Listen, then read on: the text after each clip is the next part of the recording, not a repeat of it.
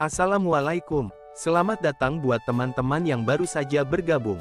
Jangan lupa klik subscribe, agar kalian tidak ketinggalan informasi bansos dari channel ini. Buat teman-teman yang sudah subscribe dan like video ini, saya ucapkan terima kasih. Semoga kalian sehat selalu, dan dilancarkan rezekinya. Amin ya robbal alamin. Kemudian pertanyaan mengenai BLT, mitigasi pangan, dan inflasi volatile food, apakah masih dibutuhkan? Tadi saya sampaikan ya di dalam pembukaan bahwa inflasi volatile food itu nilainya masih 6,73% year on year. Memang pemerintah dalam hal ini, terutama dari sisi pemerintah ya, karena volatile food itu domainnya pemerintah, Pak Gubernur kan tidak menggunakan instrumen moneter untuk mempengaruhi volatile food. Ini biasanya domain pemerintah. Makanya tim pengendali inflasi pusat dan daerah, dan terutama yang dengan daerah ini, Pak Menteri Dalam Negeri itu melakukan pertemuan mingguan dengan seluruh kepala daerah, bahkan menyampaikan secara sangat eksplisit daerah mana yang inflasinya lebih tinggi dan daerah mana yang lebih rendah.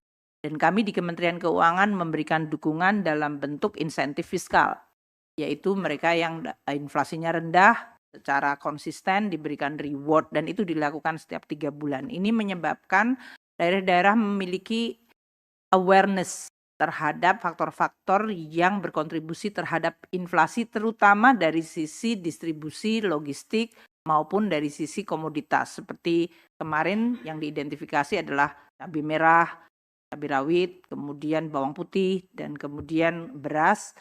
Itu menjadi salah satu faktor dari sisi volatile food. Jadi dalam hal ini kami akan terus memfokuskan, karena volatile food ini selain berkontribusi signifikan terhadap headline inflation, juga langsung mempengaruhi daya beli masyarakat. Dan kami terus akan merumuskan langkah-langkah sesuai yang tadi saya sampaikan, APBN sebagai shock absorber di dalam rangka menjaga daya beli masyarakat, terutama pada saat momentum pertumbuhan ekonomi dari global itu melemah. Kita harus melindungi dari sisi domestiknya.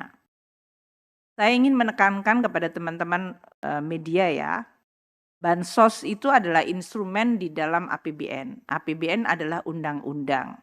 Undang-undang APBN itu dibahas bersama seluruh partai politik, fraksi di Senayan.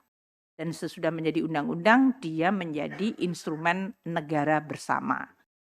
Ini untuk menekankan bahwa bansos tahun 2023 nilainya 476 triliun. Jadi ya semua partai politik yang membahas melalui hak budgetnya bersama pemerintah, silakan menjelaskan mengenai APBN itu sebagai instrumen. Di dalam bansos 2023, di situ ada PKH untuk 9,9 juta kelompok penerima, kartu sembako 18,7 juta kelompok penerima, BLT El Nino yang tahun 2023 kita introduce karena waktu itu musim kering memuncak, dan sekarang meskipun sudah mulai hujan namun kemudian muncul banjir sehingga musim tanamnya tetap tergeser juga. Subsidi BBM, subsidi listrik, subsidi kredit usaha rakyat, bantuan pangan, itu semuanya sudah ada di dalam APBN 2023 yang nilainya total tadi mencapai 476 triliun. Tahun ini 2024 bansos di dalam APBN kita nilainya 496 triliun. Jadi beda 20 triliun. Ini tentu nanti realisasi dan perkembangannya akan terus kita monitor. Tapi poin saya, angka 476 tahun lalu, 496 tahun ini adalah di dalam Undang-Undang APBN.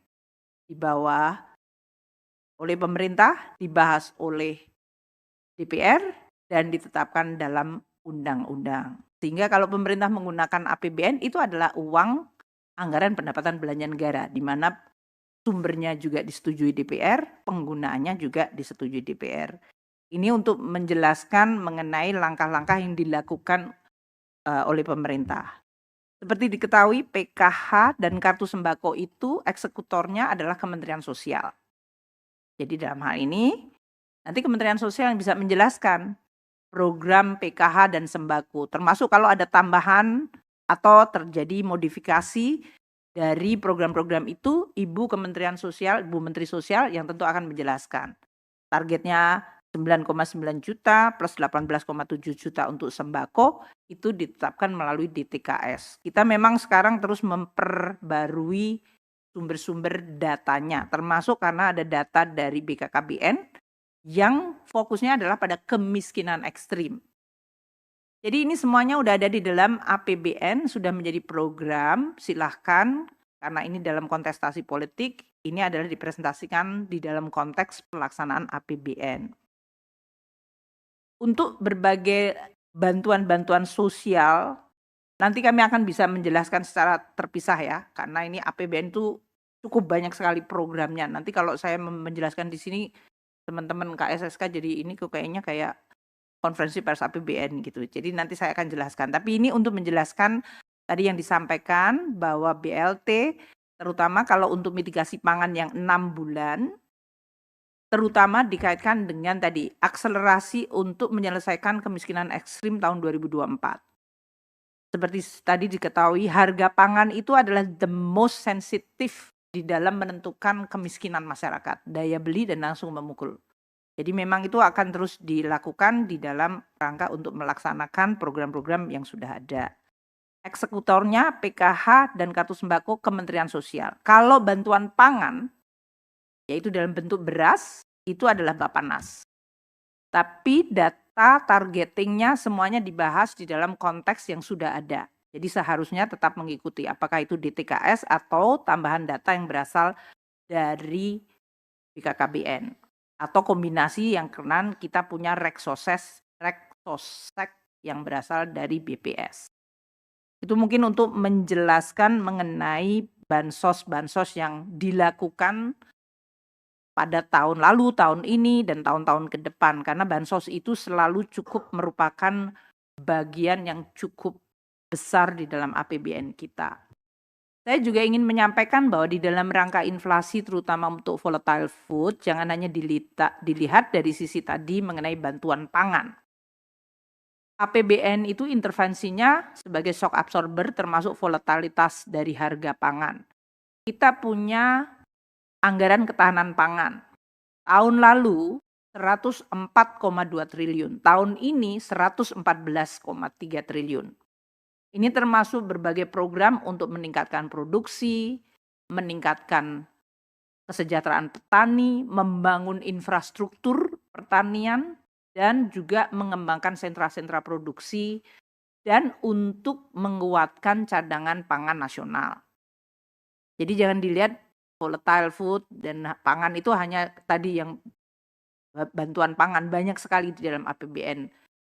Kemudian kita juga masih memberikan berbagai program perlindungan sosial yang memang selama ini dipakai untuk melindungi masyarakat yang paling vulnerable. Kartu sembako, kartu PKH, dan bahkan kita mengintroduce perlindungan sosial sepanjang hayat. Karena kita bicara tentang antisipasi nanti aging population.